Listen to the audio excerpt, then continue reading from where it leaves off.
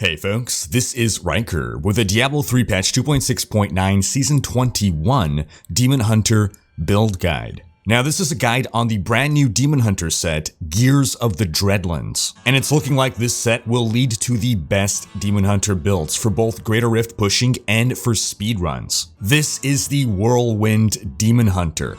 All about strafe. In this video, we're going to focus on a Greater Rift pushing version of this build, but I hope to also have a guide on a speedrunning variant as well. In this video, we're going to go over the gear and the skills and the gameplay that you're going to want to push this build to its limits, because this is looking to be one of the best builds of Season 21. And one of the great things about this set is that there's a lot of variants in how to run this kind of build. I'm going to mostly focus on one variant in this video, but we'll also take a look at other options that you can pick. And it all starts with the Gears of the Dreadlands set. You'll want to rock all 6 pieces. What this set gives you as a 2-piece bonus: gain 4 seconds of momentum when attacking with a primary skill. Your primary skills deal 10% increased damage per second of momentum. You can get a max of 20 seconds of momentum built up for 200% increased damage. So what this means is that when you attack with a primary skill, you bank 4 seconds of momentum, which immediately start counting down.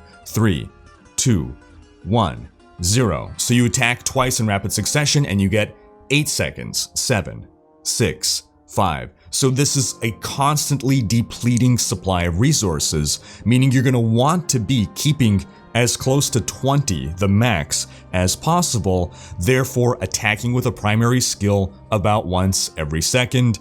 You could afford to let it drop off a little bit, but just know that every second that ticks by, you are losing damage. The 4-piece bonus: strafing against enemies, that part is key, will automatically shoot your last used primary skill. If you're just strafing around in town or with no enemies on screen, that's not going to happen. And doing this will also give you 60% damage reduction while strafing and for 5 seconds after. While strafing, you gain 8% increased move speed for each second of momentum. This is another reason that we want to keep our momentum stacks as close to 20 as possible for the crazy fast move speed. And in the speed variant of this build, you can get to ridiculous movement speeds. It's crazy fun. And the 6-piece, very straightforward. Your primary skills deal 10,000% increased damage.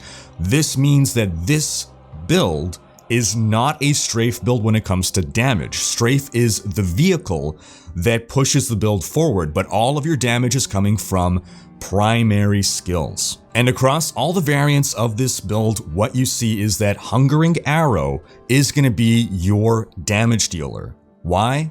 Quite simply, the 9th series satchel. They've updated this quiver to make Hungering Arrow deal a ton more damage. That's up to 600%, and it's now guaranteed to pierce. What piercing means is that it doesn't stop when it hits an enemy, it goes through and keeps hitting enemies behind. So this right here makes Hungering Arrow the de facto best damage dealer for this build. Now another supporting item we're going to want is Hunter's Wrath. Your primary skills attack 30% faster and deal up to 200% increased damage.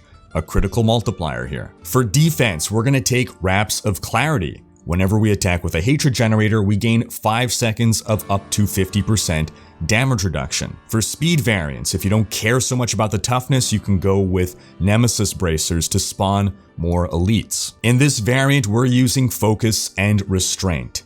This is a huge damage multiplier. When you hit with a primary skill, you deal 50% increased damage for 5 seconds, and then when you hit with a resource spending attack, you gain another 50% damage bonus. And these add together not to form 100% increased damage, but 125%, because the 50 is added to the existing 50. To simplify, if you deal 100 damage and now you're dealing 50% more damage, you're now dealing 150 damage. If you then deal another 50% damage, it's 50% of 150, not 50% of 100. In short, all this means is that this is more than doubling your damage. In this build, we're naturally using strafe, which spends resource, and a generator, so this is a perfect combination. In our cube, we're going to want Depth Diggers. This is another doubling of our damage. Primary skills deal 100% more damage. Either in our cube or equipped, we're gonna want a Dawn. This gives a huge amount of cooldown reduction to Vengeance, and we're gonna wanna maintain 100% uptime on Vengeance. Because of that, we need to reach a certain amount of cooldown reduction, and we absolutely need Dawn to be at 65% or as close to 65% as possible, because you can get a roll on the item itself as low as 50%.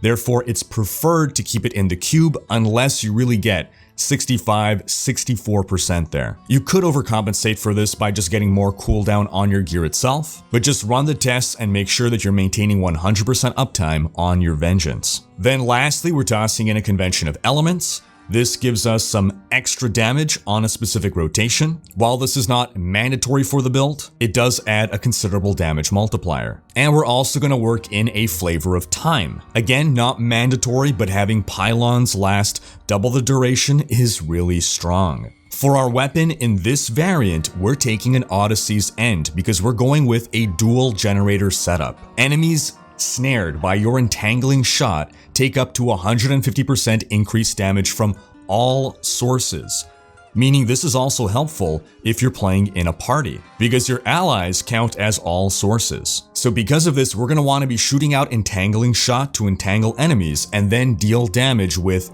Hungering Arrow. For our legendary gems, we want Simplicity's Strength. This is the primary skill gem. Big damage buff to primary skills, and hitting with primary skills heals us. This is an important damage multiplier and very important for sustaining our health. We're going to want a Bane of the Trapped, which at level 25 exudes an aura that lets it effectively trigger itself. This lets us deal a lot more damage to control impaired enemies. And for pushing the highest greater rifts, you're going to want a Bane of the Stricken. The more you attack an enemy, the more damage you deal to that enemy. And you just do flat out 25% more damage against Rift Guardians. This build attacks very quickly, so you're able to build up those Stricken stacks very rapidly. But if you're doing content at a faster rate, then a Bane of the Stricken is not really worth it. You might want to consider instead a Bane of the Powerful. This gives you 15% more damage to elites and Rift Guardians, and after killing an elite, you deal 20% more damage to all enemies. And you can eventually get this buff to persist for more than 2 minutes. Another option to consider is the Taeguk. Because we're channeling a lot with strafe, Taeguk will give us a damage increase as well as more toughness via armor. We also see the Taeguk being swapped out for a Bane of the Powerful at times. If you're going to maintain your Taeguk stacks 100% of the time, then this becomes a very powerful option. Now we'll come back to the gear and exactly what you want on every piece, but first let's go over the skills. As a note, again, this build is very new and there's a lot of different variants right now. I'm going to keep a link in the video description to the D3 planner with our most up-to-date information on the exact best gear and skills and runes to take. So our main damage dealer here will be Hungering Arrow, Devouring Arrow. Hungering Arrow shoots out heat-seeking missiles, and our 9th series satchel gives them a 100% guarantee to pierce. Devouring Arrow makes them deal more damage every subsequent pierce. Next, we'll want to take Strafe, Drifting Shadow. Again, Strafe is not a damage dealer in this build. It is a vehicle. And when you're driving a vehicle, do you want to be moving at 75% move speed or 100% move speed? The other 3 runes to the right are damage focused, but Strafe isn't dealing damage for us. Icy Trail could be an option. It applies some crowd control to enemies, but really, you want that move speed from Drifting Shadow. Next, we need to take Vengeance, Dark Heart. It is imperative to maintain 100% uptime on Vengeance. The most significant thing is that this is a 40% damage buff, and Dark Heart gives us 50% damage reduction. So while in Vengeance, we're dealing more damage and taking less damage. That's why it is so imperative to maintain it. For speedruns, you could go with Seethe instead in order to better maintain your hatred, but that's really if you feel you can take that massive toughness hit. For yet more toughness, we're taking Fan of Knives, Bladed Armor. Now we ideally also want to have 100% uptime on this effect. Fan of Knives has a 10-second cooldown. Bladed Armor gives us 40% additional armor for 6 seconds. So Vengeance and Fan of Knives is what you're aiming for 100% uptime on to maintain full defenses. Again, for speedruns, Fan of Knives is less important. Then for this dual generator variant, we want to take Entangling Shot, Heavy Burden. Entangling Shot will chain enemies. It's going to slow their movement, and Heavy Burden increases that duration to 4 seconds. Heavy Burden must be taken as the rune. That gives us a 4-second window to deal our increased damage to the enemy, meaning that every 4 seconds we have to re-entangle that enemy or those enemies. This build is going to be about alternating between your Hungering Arrow and your Entangling Shot. Entangling Shot is setting up for damage, Hungering Arrow is dealing the damage. And then lastly, we're taking Companion. I have Boar Companion here because I want that little bit of extra passive defense. 20% more all resist, a little bit of life regen. But if you want to maximize damage, Wolf Companion is what you should be going for, and you pop your Wolf ideally at the same time as your convention rotation when you're ready to really unleash on the enemy. Wolf Companion gives you 15% more damage for 10 seconds. For our passives, Call the Weak, 20% more damage to chilled or slowed enemies. This should be in effect at all times, either thanks to your Bane of the Trapped or because you are entangling enemies. Numbing Traps is the defensive version of Call the Weak. For 5 seconds after being hit with a slow, enemies will be dealing 25% less damage to us. Ambush, very powerful Demon Hunter ability. You deal 40% additional damage to enemies above 75% health. And then lastly, I have Awareness here. This gives us that extra life. But if you really want to push for more damage, you could instead go with Archery. If you're wielding a bow, that'll give you 8% more damage. If you're wielding a hand crossbow, you'll get 5% crit chance. Another option would be Night Stalker. Your primary skills generate an additional 4 hatred. This will help you maintain your strafing more. So if you feel you're having some resource management issues, then Night Stalker might be the way to go. So let's talk a bit about the playstyle now. You enter a rift or a greater rift, and the first thing you want to do is just spam out your Hungering Arrow to build up your 20 seconds of momentum. Then you start strafing. As you're strafing, you're going to be shooting out Hungering Arrows. If you want, you could just leave things like that. You could just let your strafe shoot out your Hungering Arrows, but if you want to maximize your damage, you're going to be shooting Hungering Arrows as well. And you're going to have to practice getting the timing right on this. Just sit in town and strafe and shoot out Hungering Arrows, and you're going to see. If you try to click the button too often, sometimes Hungering Arrow will not shoot out. So you want to find the sweet spot where you're hitting it just fast enough to get your manual casts of Hungering Arrow out alongside with the automated ones from strafe. That's going to maximize your damage. Then we add in a complicating factor with Entangling Shot. So when you're first approaching a group of enemies, you're going to be shooting out Entangling Shot rather than Hungering Arrow. Again, you can be doing that at the same time as strafe to entangle enemies faster. If you just strafe through enemies, after having shot Entangling Shot, then strafe will automatically shoot out your Entangling Shots, and that will eventually entangle enemies, but you can entangle them faster by also doing the manual casts. And there's other reason to do the manual casts as well, because you're gonna be refreshing your momentum stacks. So you already have a reason to be manually casting, a couple in fact. For Focus and Restraint, you need to manual cast. To rebuild your hatred, you need to manual cast. In order to keep up your momentum stacks, you need to manual cast. So this is just another reason to be manual casting, to get out more shots, which is going to be more entangling on Entangling Shot, more damage on Hungering Arrow.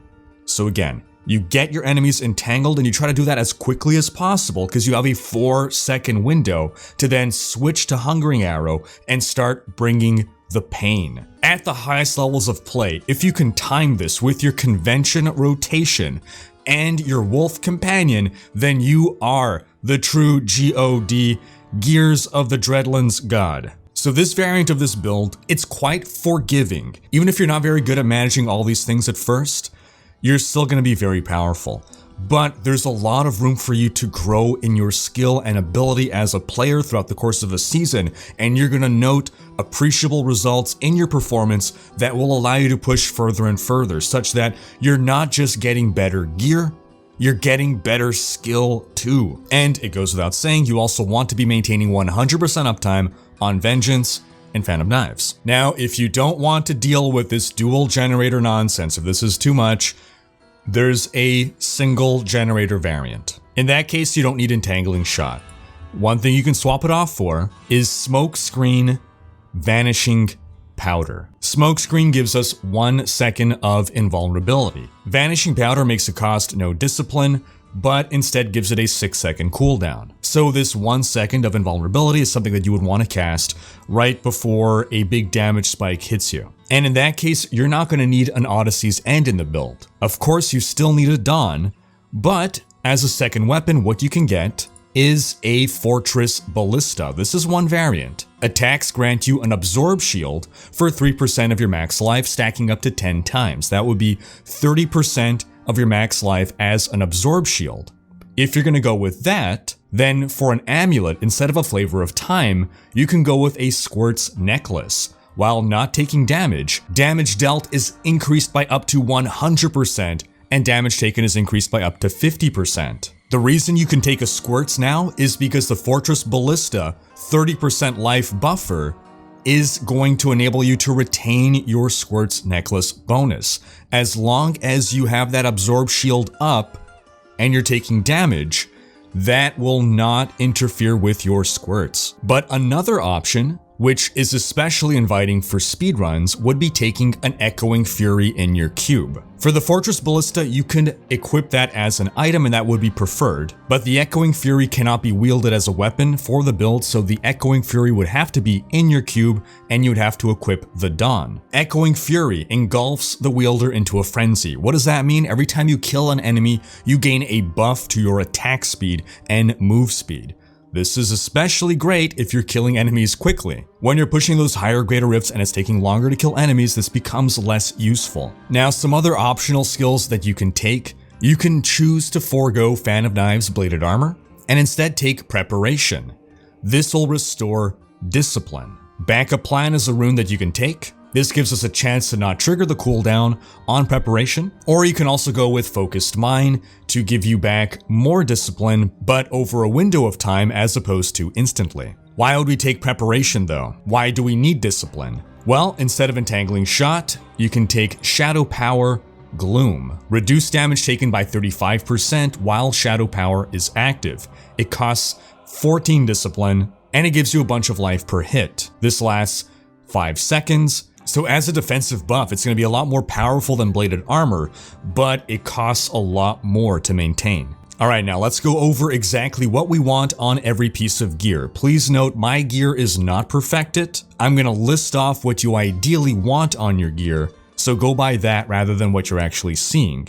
And ideally go by the D3 planner link in the video description as a quick reference. For our shoulders, we're going to want Dexterity, All Resist, Cooldown, and area damage. This build benefits tremendously from area damage. We're shooting out single target projectiles that technically become multi-target by piercing, but nonetheless spreading out that damage into an area is very beneficial to us. We're also looking to reach 40% cooldown reduction for permanent uptime on Fan of Knives, which will incidentally also give us permanent uptime on Vengeance. Lastly, you'll note that we're going to recommend All Resist in many places as opposed to Vitality. Again, this is one variant. You could go with Vitality instead, but what we're aiming to do here is make a good amount of our toughness come from mitigation, resistance. Why? We're stacking up a lot of life per hit. Assuming 2 equal toughness values, life per hit is much more beneficial if a lot of that toughness is coming from damage mitigation rather than raw health. Imagine scenario 1, I have 100 health and I recover 1 health per hit. Imagine scenario 2, where I have 50 health and 50% damage reduction, which is the same as having 100 toughness, just like having 100 health is 100 toughness. I still regain 1 life per hit, but now that's effectively giving me back 2 toughness per hit. So for our helmet, therefore, we're going to want Dexterity, All Resist, Crit Chance. The perfect flavor of time would be Cold Damage, Crit Chance, cooldown reduction. The perfect gloves would be Area Damage, Crit Chance, Crit Damage, cooldown. For our torso, we're going to get Dex, All Resist, then Hatred Regeneration can help out this build, but you can also go with more damage mitigation such as reduced damage from elites. For our Wraps of Clarity, cold damage, dex, crit chance, life per hit. For our belt, dexterity, vitality, all resist hungering arrow damage. For our pants, dex, all resist hungering arrow damage. For our boots, dex, vitality, all resist and armor. For our rings, on one ring, crit chance, crit damage, cooldown. On the other, crit chance, crit damage, area damage. On our bow, life per hit, then area damage, and then either dexterity or attack speed. Basically, it's always really good to have dexterity on every piece of gear, but as you get higher in Paragon, and you're getting dexterity naturally from Paragon, and as you're getting augments and getting dexterity from augments, then it becomes beneficial to swap dexterity off for other stats. Then for our quiver, dex, attack speed, crit chance, area damage, and you should have enough cooldown by now, so you can get hungering arrow damage instead, or vitality.